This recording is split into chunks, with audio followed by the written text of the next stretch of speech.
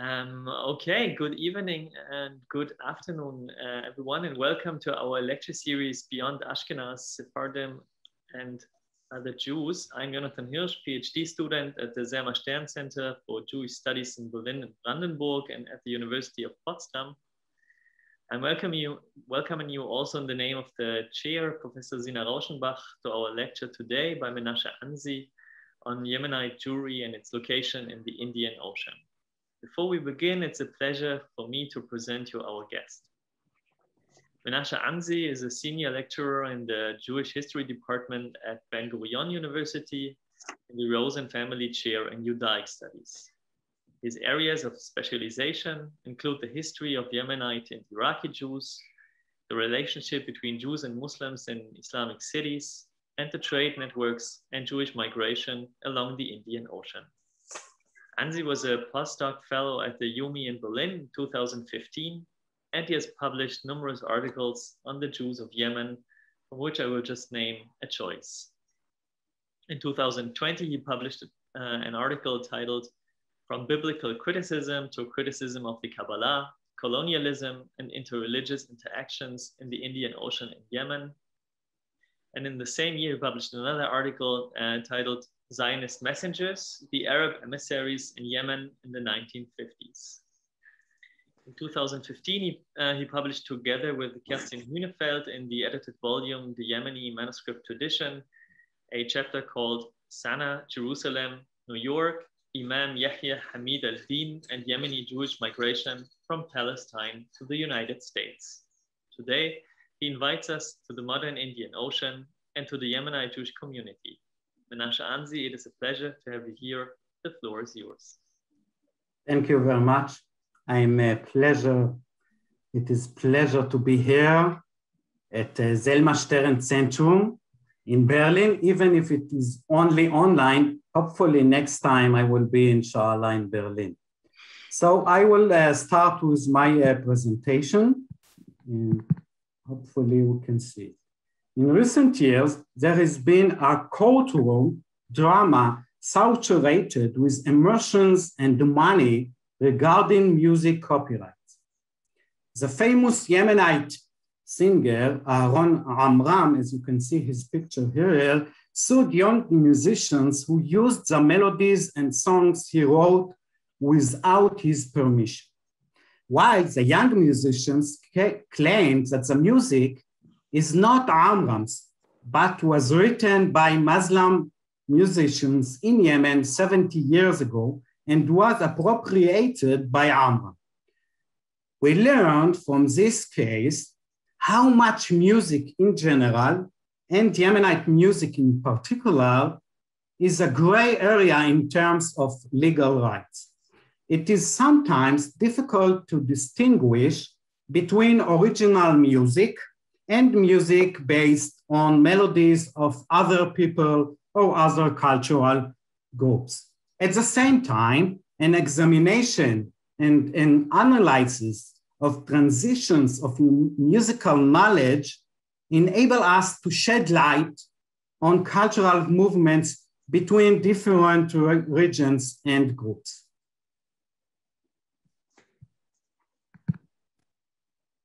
I want to start the lecture today with an illustration of the migration of music between India and Yemen as an expression of Yemen's position within the Indian Ocean.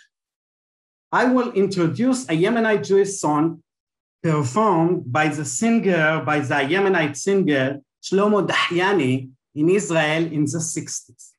The song was known throughout Yemen of the 40s, particularly in Aden, where Dahyani lived during those years. Please listen to the melody and the words. And the song start, and hopefully I can find it, the melodies start with some words in Hindu language, the popular language of India, and then it changed to Arabic or Judeo-Arabic. So I hope we can hear it and we can hear the melodies, the Indian melodies, and also the change from Hindi to Arabic.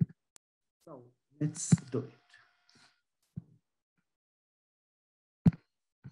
So as you can hear, it is based on an Indian melody. Some of the lyrics are in Hindi and others lyrics are in Arabic.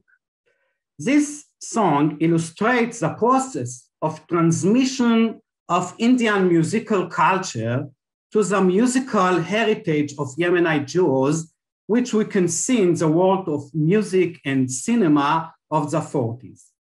What is the framework that facilitates this process, and what does it say about Yemen and about the Jews of Yemen? I will present a brief description of the history of the Jews of Yemen, a concise and unfortunately even superficial description. Following this description, I will present my claim regarding the position of Yemenite Jews within the framework of the Indian Ocean, and at the end of the lecture, I will return, hopefully, to the Indian Yemenite song. So let's start with the historical description. Jews have lived in Yemen since the days of the Temple. That is at least since the beginning of the Christian era, and were politically and economically powerful. The situation changed with the arrival of Islam to Yemen in the 7th century. But despite the decline in the power and status of Jews in Yemen throughout the Middle Ages and the early modern period, Jews in Yemen remained the only significant religious minority and were an important part of the Yemenite economy. The relationship between Jews and Muslims was based on the Dhimma law, which gave them security and religious autonomy, but at the same time established the status of the Jews as weak and of low status. It must be said that in large parts of Yemen, parts of Yemen, there is where the laws of the pre-Muslim tribes ruled, Jews had more rights. Jews became a class of merchants and artisans all over Yemen, and as a result, lived in a very scattered area, spread over more than 1,000 settlements, mostly rural settlements, with a few settlements in large cities such as Sana'a, Ib, Aden, the port city, Taiz, and the like. We can estimate that in modern times, Yemenite Jewry numbered about 50 to 60,000, comprising about 1.5% of a population of about 4 million. Yemen's location in the southern Arabian Peninsula, the mountain structure of the country, tribal social stratification, and the choice of about half of his inhabitants to adopt the Shari-Zaidi stream have made it a closed and slightly remote area from the main process occurring in the Middle East. As a result, both the research and the public image of Yemen and Yemenite Jews to this day perceive of them as living on a lonely island, completely cut off from the environment. The renewed discovery of Yemenite Jewry by the Western world was made by a Danish expedition in the 18th century. And I will turn to my presentation. And behind this expedition, this man this famous scholar, Johann David Michaelis. The famous Lutheran biblical scholar from Göttingen University. According to him, in order to study the Bible, you need to study the space within the text the Bible was created. In Michaelis' opinion, because of its remoteness from the environment, Yemen of the 18th century preserved the atmosphere, culture, and law of the biblical period. According to his Orientalist Protestant conception, for both the Jews and Muslims in Yemen, biblical law and culture became fossilized. This is the image from which modern research on Yemen and Yemenite Judaism began. Biblical Judaism remained unchanged and detached from its surroundings. My lecture will seek to change this perspective and present the broader context of Yemenite Jews, a context that is less rooted in the Middle East and more in the space of the Indian Ocean and the Red Sea. I want to oppose the privileging image of the Yemenite Jews as a closed and isolated community with no contact at all with other communities outside of Yemen. In contrast, I want to show you that we cannot understand the history of Yemenite Jews without considering about wider networks. And I want to return to my presentation, and now we can see the map of the Indian Ocean. I want to show you that we need to locate Yemen, as you can see here, here in the Indian Ocean, and we need to locate Yemen within the areas of the Indian Ocean and the Red Sea, instead of seeing it on the periphery of the Mediterranean. So Yemen is here part of the Indian Ocean and not in the periphery of the Mediterranean.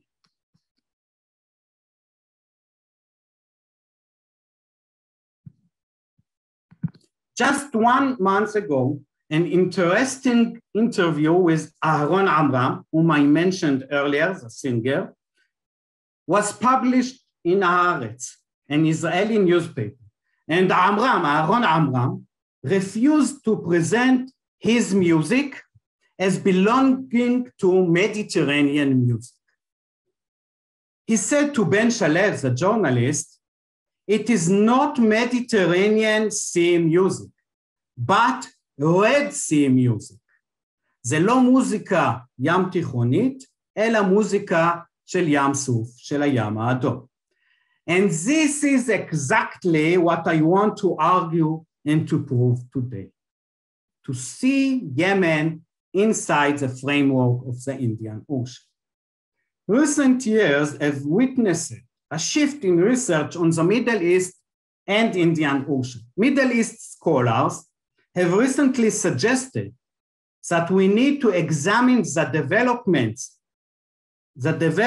in the Middle East, not only in the Arab Mediterranean, but also within the Indian center, especially from the time of the British involvement.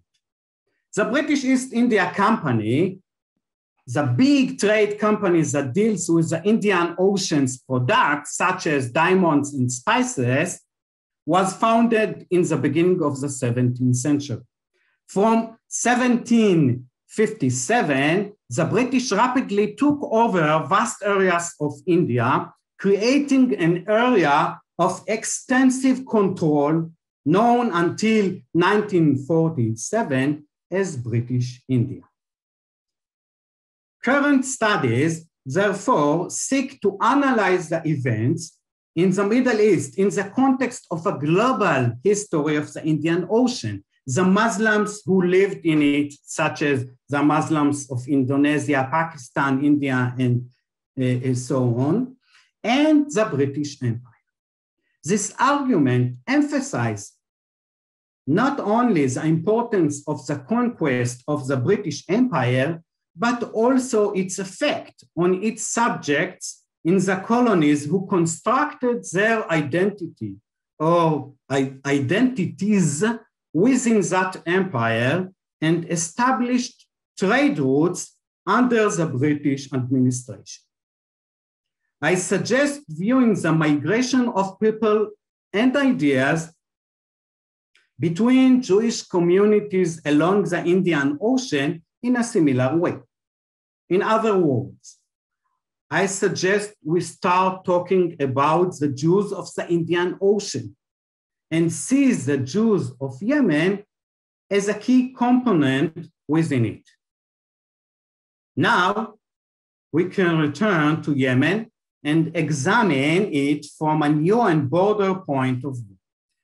During the Middle Ages, Yemenite Jews were deeply involved in international trade between the Indian Ocean and the Mediterranean.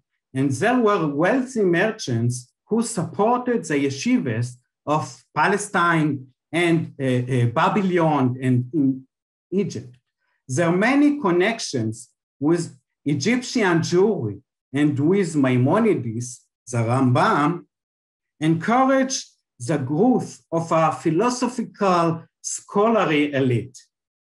Writing books of Midrash and philosophy in the spirit of the Arab Jewish golden age of Spain, Egypt, and so on, and in the spirit of the Ismaili and Zaidi movements in Yemen. The great political changes of the early modern period, both in the penetration of European imperialism and in the growing demand for spices and products grown in the area of the Indian Ocean, had a great impact on the history of the region. A central place for this process was, of course, the coffee trade. The coffee trade up to the middle of the 18th century took place in the East, and its main partner were Yemenite farmers who grew it and sold it to Indian and Egyptian merchants, and then marketed throughout the Muslim world and the Indian Ocean. At the same time, the European powers began to show great interest in the Indian Ocean and especially in Yemen. So a lot of European ships came to Mocha, the big port city of Yemen.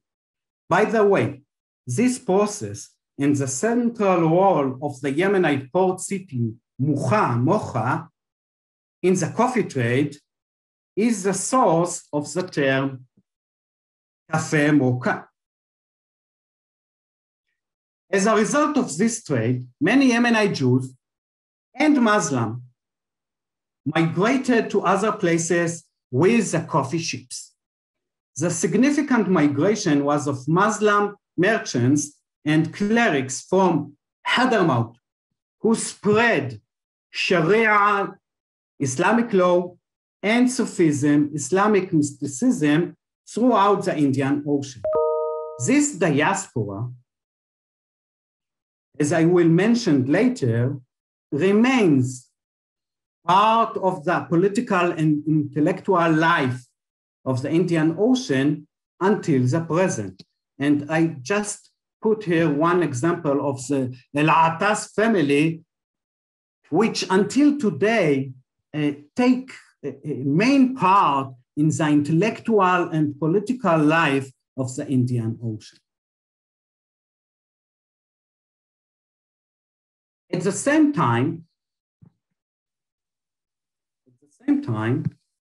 from Mocha, from Mocha, a number of Yemenite rabbis moved to the Red Sea area, such as Palestine and Egypt.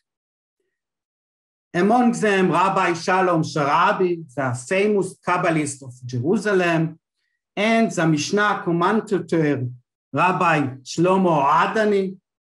During the same period, dozens of Jews immigrated to India, mainly to the shores of Malabar in Southeast India. Some of the rabbis and merchants from Yemen became spiritual leaders of the Jewish communities of India.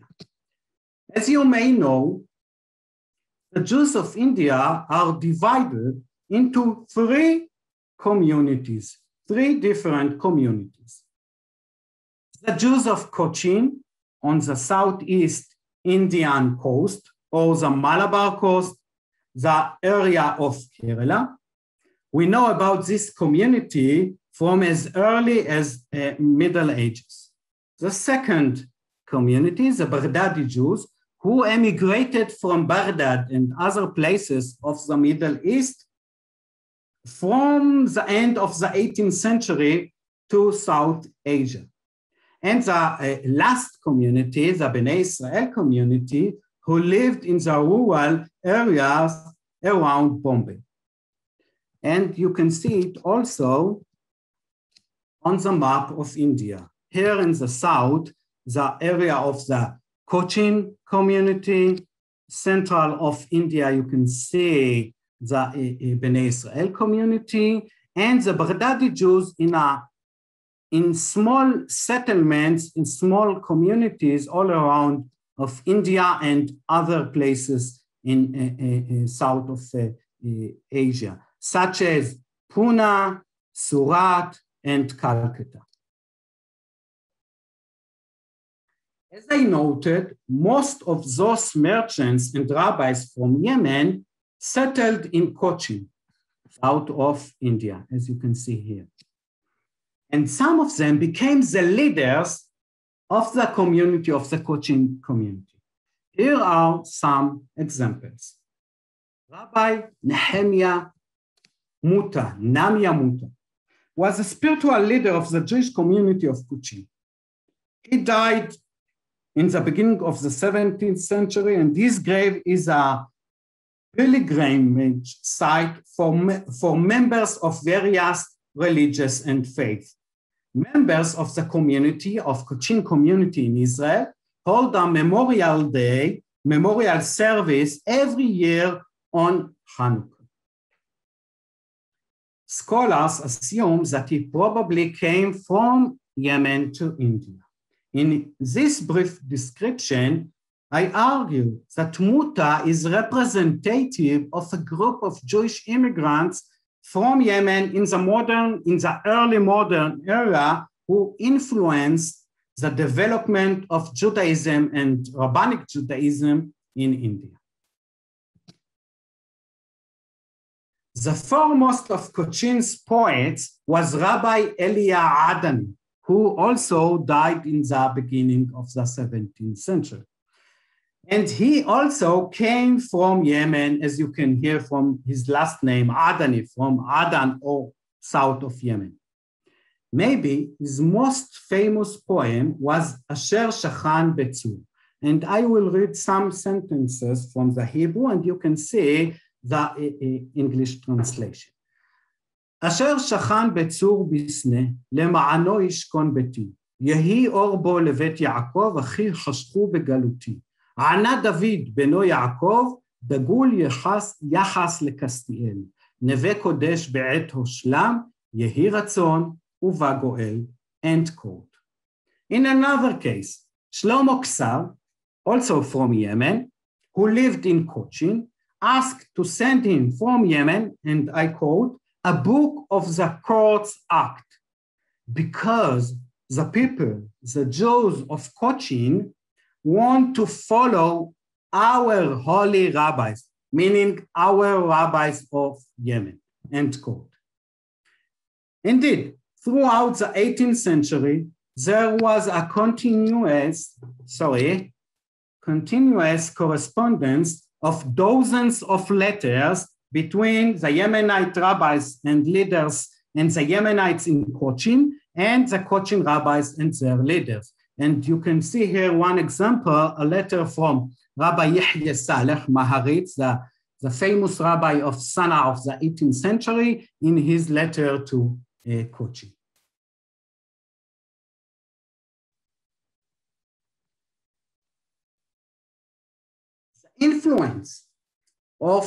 The influence of Yemenite customs on the Jews of Malabar, of Kerala, is evident, for example, in the laws of marriage.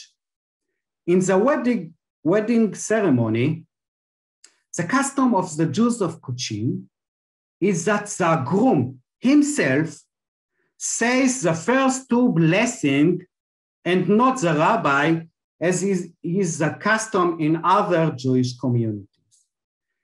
Rabbi Shem Tov Gagin, the Sephardi rabbi of London in the 20th century, ruled that the custom of Maimonides, the Rambam, and the Jews of Yemen is at the basis of this custom. The close correspondence of letters in the 18th century, as I showed earlier, led Rabbi Yosef Gaffer of Jerusalem to write an article about the Cochin Jews. And in his article, he even wrote that the Cochin was as a suburb of Sana'a, capital of Yemen. I think this is an exaggeration, because despite the great proximity, there is still a gap between these two places, and a long journey of about a month or even more between Yemen and Cochin. In order to strengthen my argument and indicate both the proximity and the geographical distance between Yemen and Cochin, I will now present a complicated and fascinating legal case that took place before the Jewish court in Sana'a in the middle of the 18th century. The story survived thanks to several concise sentences that were transcribed and kept in the register of the Jewish court of Sana'a. And again to the presentation, and now, here you can see one example from the Msawad, the Sana'a court's register of the Jewish community.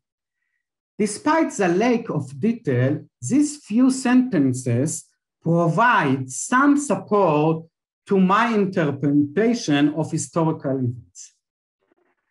The story begins with David Jahsh, who journeyed from Yemen to India, leaving his wife Razal alone in Yemen. Although the concise listing of the court does not allow us to know explicitly, it is likely that the husband, David Jahsh, had traveled years earlier, leaving his wife in Aguna, unable to remarry. Later, another Jew, David Sudmi, fell in love with Razal and asked to marry her. Unfortunately, he couldn't do it because she is still connected to the ex or to David Jahsh. So what did he do? He bribed another person, Sleiman Muallim, to present himself before a local court in the town of Wa'alan as David Jahsh, the husband who has returned from India and who wanted to divorce his wife, Razal. After the divorce was settled in the Jewish court in Wa'alan in September 1766, David Sudmi was able to marry his beloved Razal Sayam. About 8 months later, the first husband, David Josh, heard about the situation and wrote an angry letter about the fraud that had taken place and left India quickly for Yemen. In the month of Av, July 1767, the case was brought before the High Jewish Court in Sana'a, and it was decided that all those involved in the affair should be imprisoned, and that both husbands, David Josh and David Sudmi, should give a divorce to the wife to Razal. Some interesting things emerge from this story. First, it is clear that Yemenite Jews used to travel to India and back, despite the long journey, and the distance even allowed them to start a kind of new life in India. Second, this story allows us to think further about the phenomena of impersonation of the early modern era, which have been the subject of in-depth research in recent decades. Perhaps the groundbreaking research in the field, which even became a successful film or 2 films, is of course the story of Martin Guerre. The French soldiers, Guerre, did not return from the battlefield of the 16th century. And finally, an impostor returned alive and reunited with the wife of Martin Guerre, Bertrand. The two lived together for 4 years, and she even gave birth to 2 children. It was only a few years later that the real Martin Guerre returned from Spain, and the fake husband was persecuted and executed. One of the interesting questions about the case was, did Bertrand, the wife, not understand that her new husband was an impostor? Natalie Zemon Davis, the famous historian, published a book, The Return of Martin Guerre, about the case. She argued that Bertrand had explicitly agreed to the fraud because she needed a husband to live with in the rural society, and she was treated well by the new husband. Against her arguments,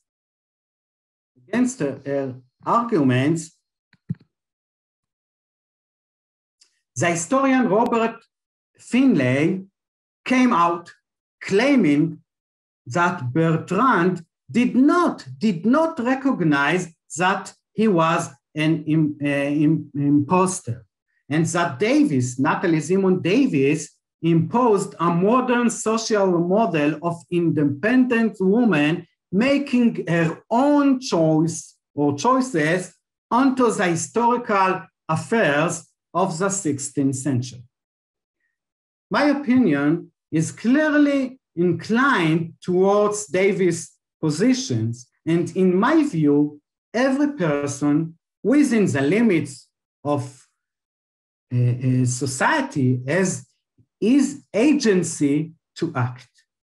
It is possible that the case I presented earlier about the imposter who gave a divorce to his wife in Yemen, to Razal, in which it is clear that the woman, Razal, and her family, Sayani family, were aware of the deception, presents similar behavior of a woman bound to a patriarchal tradition.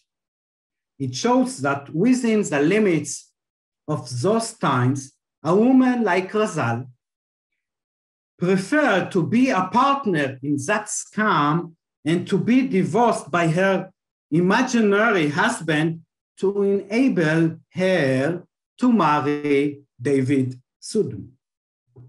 But the Yemenite case also makes it possible to understand why the surrounding society in Yemen accepted the pseudo-husband as a legitimate husband. It seems to me that the Jews in Yemen assume that people who immigrated and traveled to India and come back change their lives, behavior, and appearance. And perhaps that is why they did not complain about the foreign appearance of the fake husband. Until now, I have presented the connections between the Yemenite Jews and the Jews of Cochin in the southeast of India. Now, I want to take the story further and introduce the involvement and relations between Yemenite Jews and the Jews of Bnei Israel community of central India in the 19th and 20th centuries. The beginnings of the Bnei Israel community in India are shrouded in mystery. And according to some stories and legend, some of the ancestors of the Bnei Israel community came to India from Yemen in ancient time. The rediscovery of the Bnei Israel community in the 19th century largely resulted from their contact with Christian missionaries. Subsequently, and as a reaction, a few Jewish teachers and rabbis taught Bnei Israel the oral and rabbinic tradition of Judaism. Most notably among them was Rabbi Sharabi. Like others, his ancestors had arrived to India from Yemen. Shortly afterwards, and again I open. Shortly afterwards, a publishing house opened in Bombay, where religious books were printed for Bnei Israel community. The publisher, Avraham ben Yehuda Jamal, was of Yemeni origin. For example, in 1846, Rabbi Chaim Alegua printed the Seder Haggadah in Jamal's publishing house, according to Cochin tradition, with a translation to Marathi, the language of Bnei Israel, by Chaim Galtzorkel. By the way, it is interesting to see the illustrations of the Haggadah, which were copied from European Haggadah, probably from the Netherlands, reflecting the visual imagination of Dutch Jews rather than the surroundings of the 19th century Indian world. Until now, I have shown that Yemenite rabbis such as Muta, Adani, Sharabi, and others became mentors of the Jewish communities in India. These examples demonstrate that the Jews of Yemen served as a bridge between the major rabbinical groups and other groups in India, which were perceived as peripheral to the Jewish centers. Moreover, the role of the rabbis from Yemen in India suggests a new geographical framework for the Jewish diaspora in the Indian Ocean region. This framework offers new reflections on the Eastern Jews and suggests a common framework for discussion of the Jews from Egypt, Ethiopia, Eritrea, Iraq, Yemen, India, and etc., etc., etc.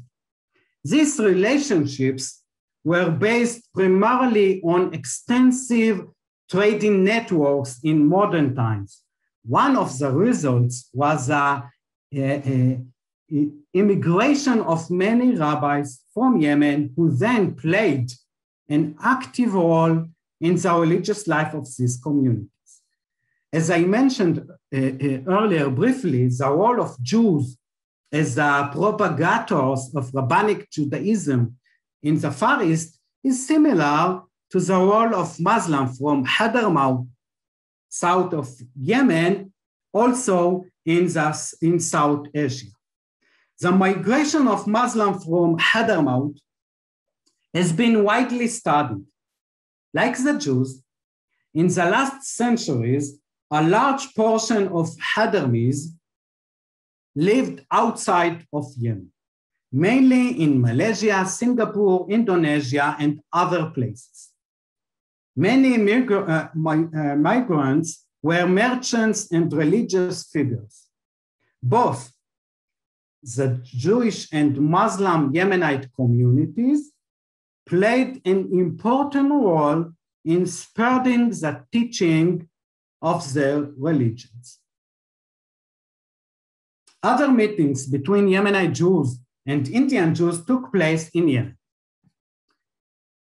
The British occupation of Aden, the port city of Yemen, in 1839 led many Indians, especially those who had served in the British Army, to move to the south of Yemen and especially to Aden. Dozens of Indian Jews, especially from the Bnei Israel community, immigrated to Aden and maintained close relations with the British authorities. The first evidence of the existence of the Bnei Israel community was founded in the Jewish cemetery in Aden. Rabbi Dr.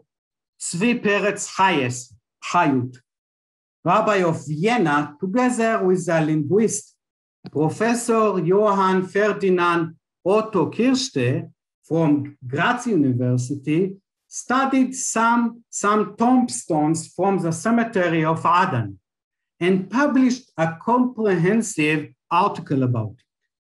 The tombstones indicated an Indian community whose members were buried in the Jewish cemetery from 1849 onwards. For example, they, Chayes and Kirste, published a Marathi tombstone in 1858 on the death of a 10-year-old girl, Sapara, buried by her father, Yechezkel, as you can see here in the German translation. Moreover, the memories of the small community in Bnei Israel in Aden have shown that the Jews of Bnei Israel had contact with the Adani Jewish community. However, a gap remained between them. Lisa Mazal Binyamin wrote, "Members of my community have excluded their residents from the Jewish neighborhood." And she continued and wrote, "In contrast to the Adani Jews, members of our families, with the exception of the exceptions, did not refrain from working on Jewish Shabbat days."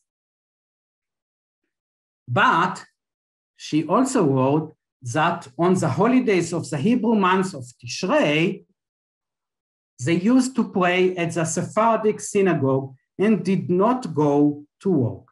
Interestingly, the local Indian Muslims and the local Muslims of Aden did not see the members of the Bnei Israel community in Aden as part of the local Jewish community, and therefore their attitude towards them was more positive.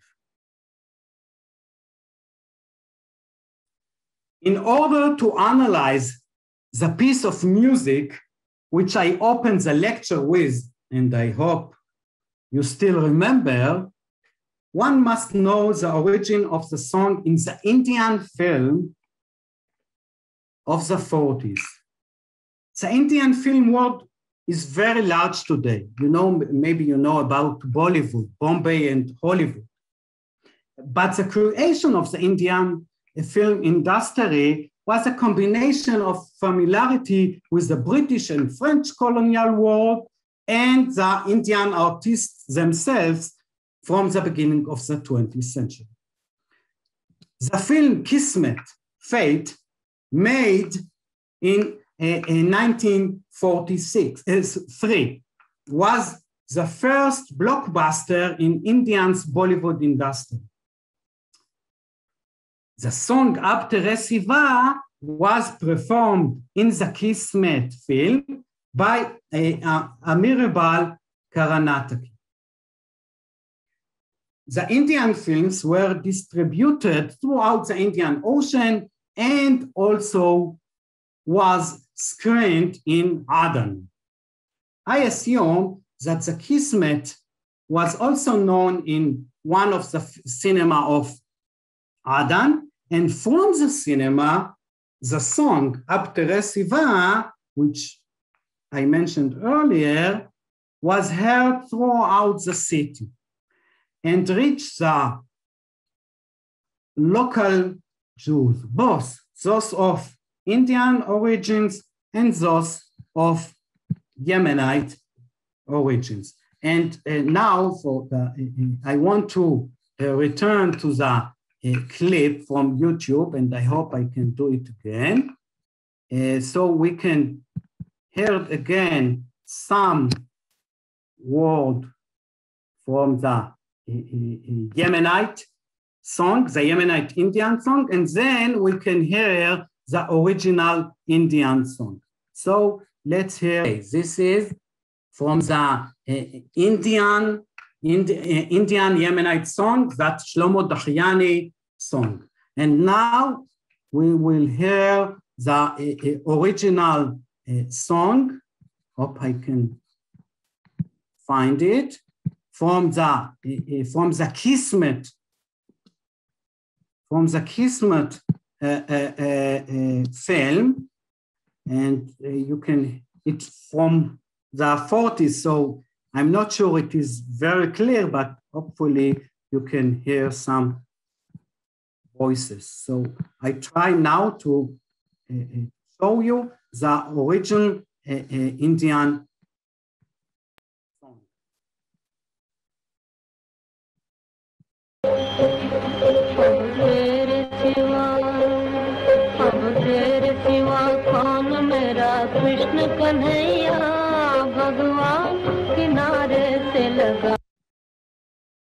So I hope you can hear the closeness between the two songs. And I want to show you that in one sentence there is a difference between the two songs. So this is the song Ab Tere Siva, and in the opening line of the song is Ab Tere Siva Kaun Mera Krishan Kanyan, meaning without you I have no one in the world, oh Lord Krishna. So think about Jew from Yemen who heard this song, and everyone sing it on the streets, and he want to sing it, but he couldn't sing like this. It's idolatry. He couldn't think, couldn't pray for Krishna. So in the Yemenite Jewish version of this song, they changed the words, Ab Tere Siva Kaun Mere Ish Kinaya, meaning without you, what other love boat do I have? So you can see that someone changed the words, but kept the tone of the song and changed the meaning completely. I assume that this translator, this this one came from the Bnei Israel community who settled in Yemen, in Aden, and this contends that the Bnei Israel community in Aden mediated between Indian music and cinema and the Jewish community of Yemen. Summary. I described the migration of Yemenite Jews to India in the 18th and 19th centuries and showed how the Yemenite Jews served as a bridge between rabbinical Judaism and non-rabbinical Judaism, and how the customs of Yemen were absorbed by the various Indian communities. A similar encounter took place in the 19th century in Aden after the British occupation. The Indian Jews were not fully absorbed into the local community, but lived close to it. We saw that there was an influence between the two communities. The Jews of Yemen were influenced by the cultural, economic, and social aspects of the Jews of India and vice versa. I hope that my lecture convinces you that Yemenite Jewry should be understood within the broad gaze of the Indian Ocean. Thank you very much.